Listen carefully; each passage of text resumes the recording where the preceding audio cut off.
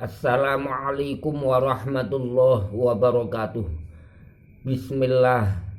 Alhamdulillahilladzi hadana lil iman wal islam.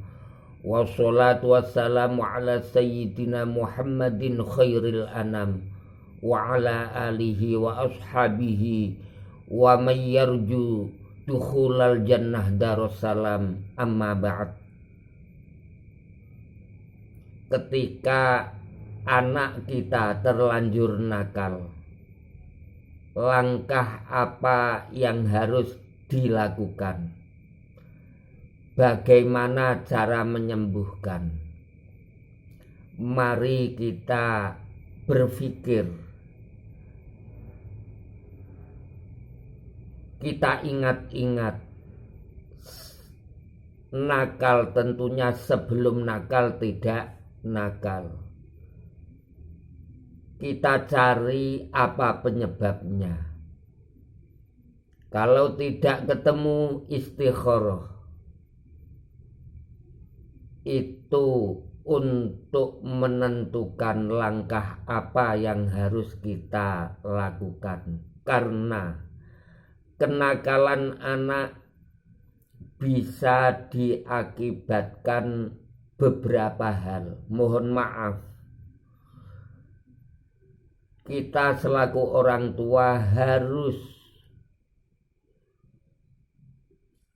membuka hati kalau ingin anak mendapatkan hidayah sehingga tidak nakal.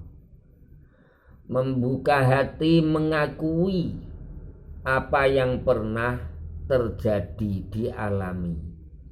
Untuk itu barangkali kita pada saat kecil, kita pada saat kumpul dengan orang tua, pernah berbuat salah, pernah menyakiti hati orang tua kita, maka barangkali itu penyebab anak kita nakal. Ingat, birru abaakum tabirrukum abnaukum. Kalau kita baik dengan orang tua, maka Allah membalas anak kita baik kepada kita. Itu janjinya Rasulullah Muhammad sallallahu alaihi wasallam. Akan tetapi kalau kita tidak baik dengan kedua orang tua kita, maka ghadabnya Allah, murkanya Allah pasti kita terima. Ridullah fi ridul walidain wa sukhtullah fi sukhtil walidain. Maka ketika kita menyakiti hati orang tua kita, sukhtullah fi sukhtil walidain, dan itu sebagaimana dawuh Allah, ya bunayya innaha intakum misqala habbatin min khardal fatakum fi sokhratin aw fit samawati aw fil ardi. Apabila kita mempunyai perbuatan sekecil apapun, seringan biji sawi, habbah min khardal, yakti bihallah, maka Allah pasti akan membalas. Yang dibalas bukan hanya yang baik. Kalau toh itu baik, sekalipun kebaikan kita terhadap orang tua kita kecil, maka tetap dibalas Allah. Tapi kalau perbuatan kita menyakiti hati orang tua kita sekecil apapun, Allah ya'ti bihallah. Allah pasti membalasnya. Makanya barangkali kalau dulu kita punya salah, akhirnya orang tua kita ghadab kepada kita, niscaya menyebabkan ghadabnya Allah kepada kita. Setelah kita dibendu Allah, coba kita angan-angan, kira-kira doa kita disembadani Allah apa tidak? Ya wis tentu kalau kita ghadab, kita dibendu Allah, tentu tidak mungkin diijabahi Allah. Begitu juga kalau anak kita berbuat salah, kemudian kita ghadab, kita bendu, kita duka, tanpa kita sadari kenakalan anak kita, doakan berbagai macam doa, kita doakan berbagai macam cara, tentu tidak akan pernah terkabul kalau hati kita tetap ghadab pada anak kita. Untuk itu, sebelum kita mendoakan anak-anak kita yang pada saat ini nakal, sebelum berdoa, mari kita mengamalkan amaliyah ini. Insya Allah mustajab, insya Allah mustajab, insya Allah mustajab, karena bisa membuka ridhonya Allah, bisa menghilangkan bendunya Allah amalan ini, apabila dilakukan dengan cara benar dan ikhlas juga sungguh-sungguh. Di antaranya, nomor 1, ketika kita mengamalkan, pilih setelah maktubah atau sholat sunnah apapun, terlebih kecuali maktubah, sunnah apapun, kita tambah qiyamul lail, wa minal laili fatahajjad bihi nafilatan lak. Juga ketika kita berdoa, dulu sudah saya terangkan, harus yakin, mantap bahwa doa kita diterima Allah. Kecuali mantap, dulu sudah saya terangkan, harus diimbangi ibadah. Kecuali itu tadarru'u wa khufyah, juga kita harus tadarru', kita harus ndp, kita harus menjaga sopan santunnya orang yang berdoa. Di antaranya membaca alhamdulillahirabbil alamin. Nomor 2, membaca sholawat Allahumma sholli ala sayyidina Muhammad wa ala ali sayyidina Muhammad. Karena ini untuk mengobati anak kita yang sedang nakal. Lebih utamanya membaca sholawat tibbil qulub, Allahumma sholli ala sayyidina Muhammadin tibbil qulubi wa dawaiha wa afiyatil abdani wa shifaiha wa nuril absari wa diyaiha wa ala alihi wa sahbihi wa sallim. Setelah membaca hamdalah dan sholawat, membaca istighfar dan taubat, astaghfirullahal azim wa atubu ilaih.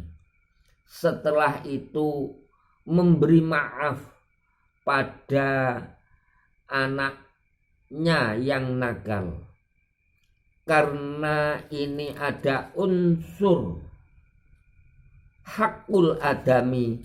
Pemberian maaf harus diucapkan, tidak boleh hanya di hati. Contohnya memberi maaf pada anak kita yang sedang nakal, diantaranya begini: ya Allah, seberapa banyak kesalahan anakku, cantumkan namanya, Hamid bin Mahmud umpamanya. Ya Allah, seberapa banyak kesalahan anakku yang bernama Hamid bin Mahmud. Ya Allah, seberapa besar kesalahan anakku Hamid bin Mahmud. Sudah kumaafkan ya Allah. Ya Allah, seberapa besar kesalahan anakku, seberapa banyak kesalahan anakku Hamid bin Mahmud. Sudah aku ridhoi, sudah ku beri ridho ya Allah. Untuk itu ampunilah semua kesalahan anakku Hamid bin Mahmud. Berilah dia ridhomu ya Allah. Ya Allah, jauhkan dari ghadabmu ya Allah. Ya Allah, aku percaya dengan sabda nabimu, ridhallah fi ridhal walidain wa suhtullah fi suhtil walidain. Untuk itu setelah aku mengampuni anakku yaitu Hamid bin Mahmud, ampunilah dia ya Allah.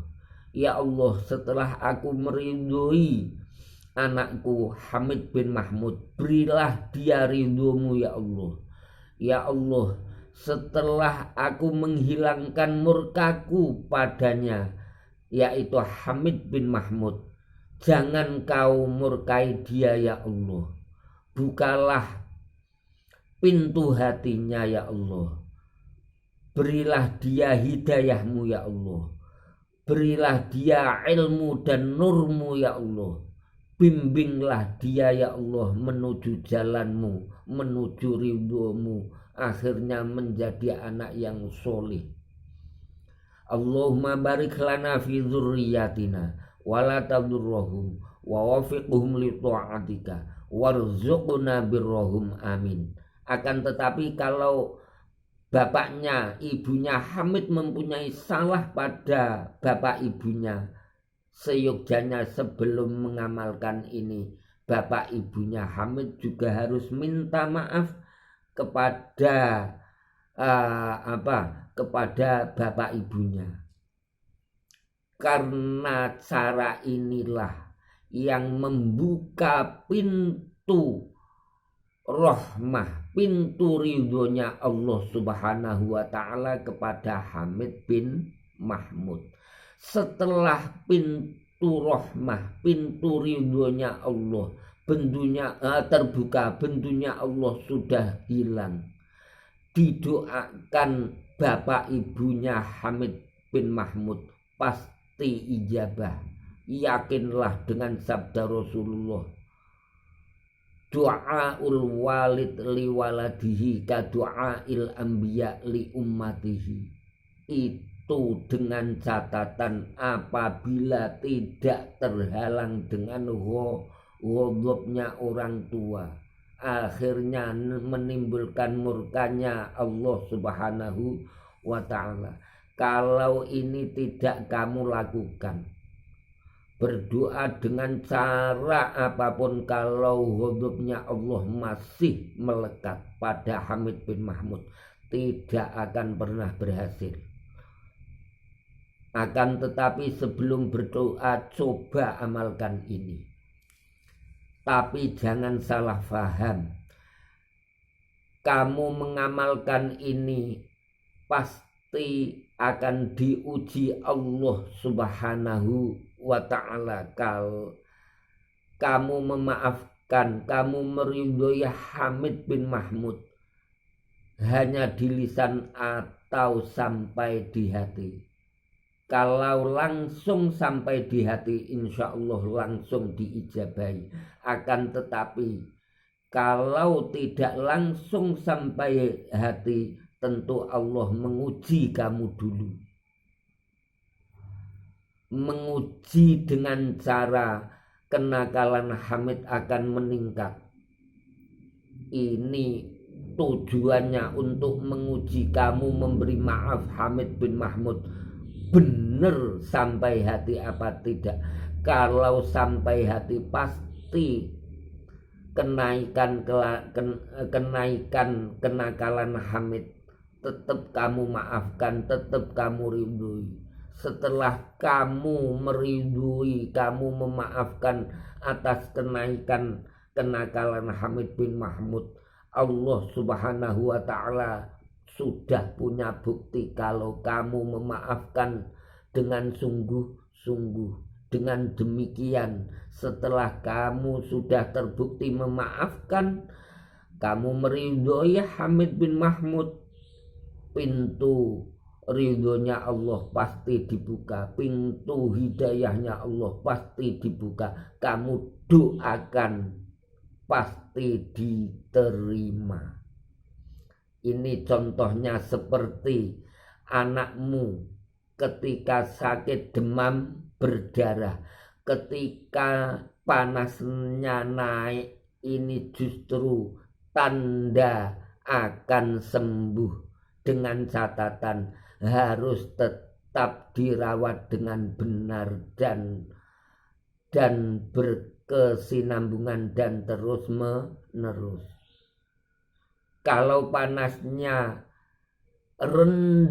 merendah, ini justru sangat mengkhawatirkan.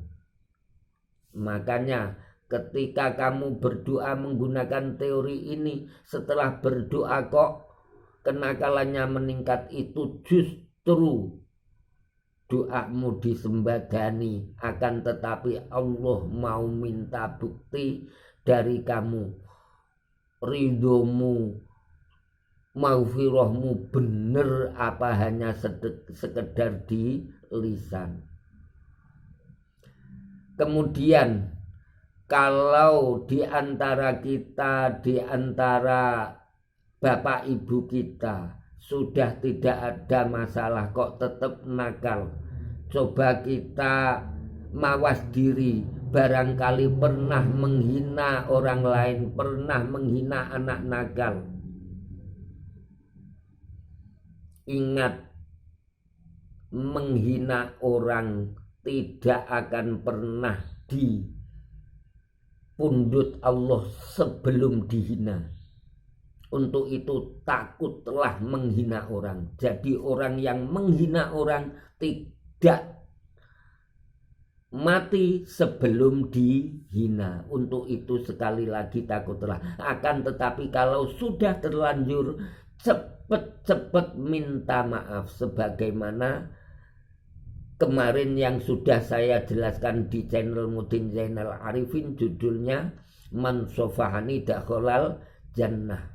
Ya, kalau kita sudah minta maaf, mereka memaafkan, alhamdulillah. Tidak memaafkan, itu urusan mereka dengan Allah Subhanahu wa ta'ala. Yang jelas kita dianjurkan Allah ketika salah mengakui salah, ketika salah mau meminta maaf, itu sudah cukup.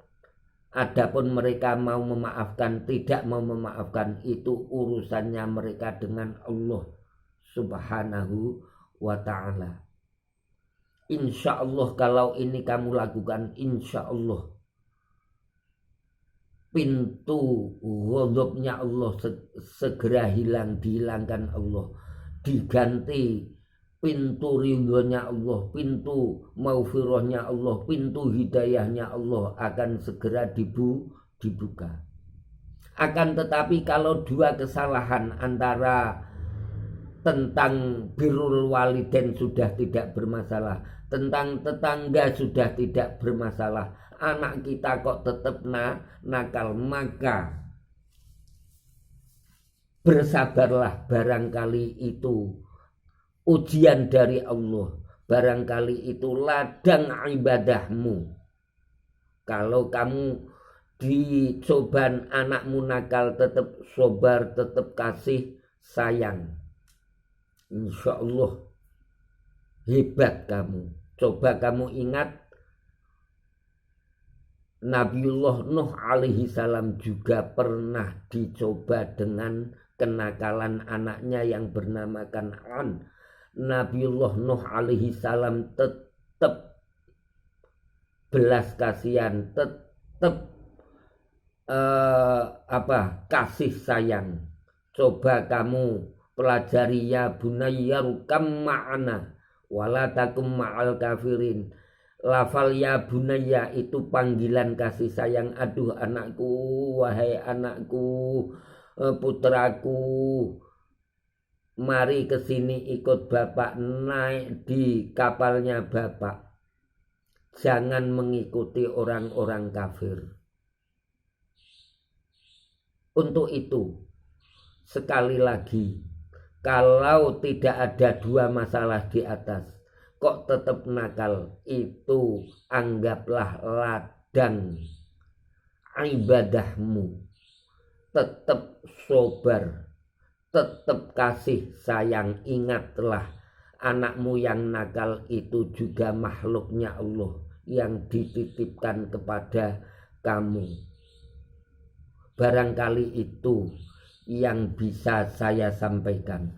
Semoga ada manfaatnya. Juga semoga anak kita yang nakal dengan maghfirah, pengampunan kita, ridho kita, Allah berkenan meridhoi, memaafkan, meridhoi, akhirnya memberi hidayah kepada anak kita yang nakal sehingga tidak nakal lagi, sehingga menjadi anak yang penurut, taat kepada orang tua, baik dengan keluarga, taat kepada gurunya, terlebih Rasul, lebih lagi pada Allah Subhanahu wa ta'ala. Ingat, itu tabungan kita, itu tabungan masa depan kita. Allahumma barik lana fi dzurriyyatina wa la tadurruhum wa waffiqhum li ta'atika warzuqna birrahum warzuqna wa iyyahumul qur'an hatta kunna wa hatta kanu ala khuluqil qur'anil azim. Rabbana atina fid dunya hasanah fil akhirati hasanah wa qina adzabannar. Walhamdulillahirabbil alamin. Mohon maaf apabila ada salah, saya tidak ingin nyinggung pada siapapun. Sekali lagi saya mohon maaf. Semoga tayangan ini ada manfaatnya untuk kita bersama. Assalamualaikum warahmatullahi wabarakatuh.